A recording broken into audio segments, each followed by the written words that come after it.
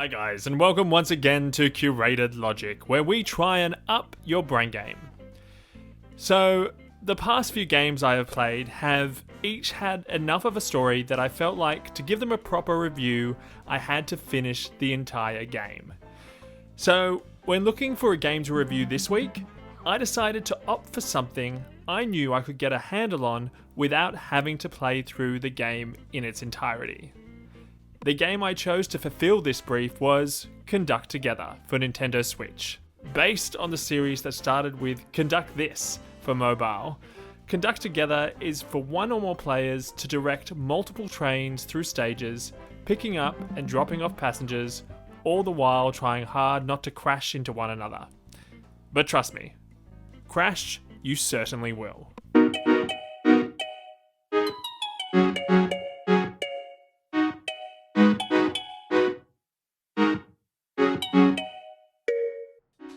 Okay, so in premise, the game is simple.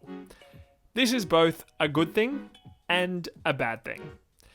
The good thing about its simplicity is that it feels like it is working fundamental aspects of both sides of your brain.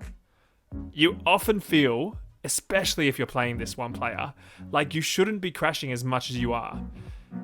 All you have to do is stop a train before it hits another or change the direction of a fork in a track, but when there are a number of trains to do this for, the speed at which you have to do this to pass a level, let alone pass a level with 3 stars, is fast.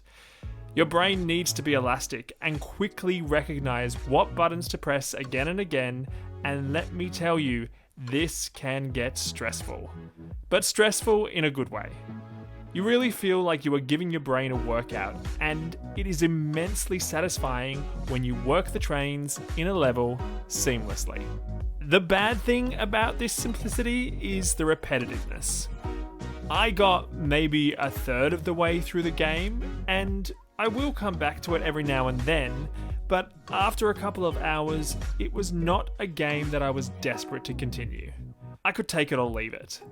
I will say though, now that I am at this point with the game, it is more fun to play multiplayer where you get to control different trains and can share the frustration and the stress. But this also makes the game an easier venture, so there are pros and cons to having others join in. As you progress through the game, you get access to new trains, modelled after real-world examples. This is a nice touch, and letting players know from which country the trains come is great. At the end of it, I walked away and decided on a score of 7 out of 10.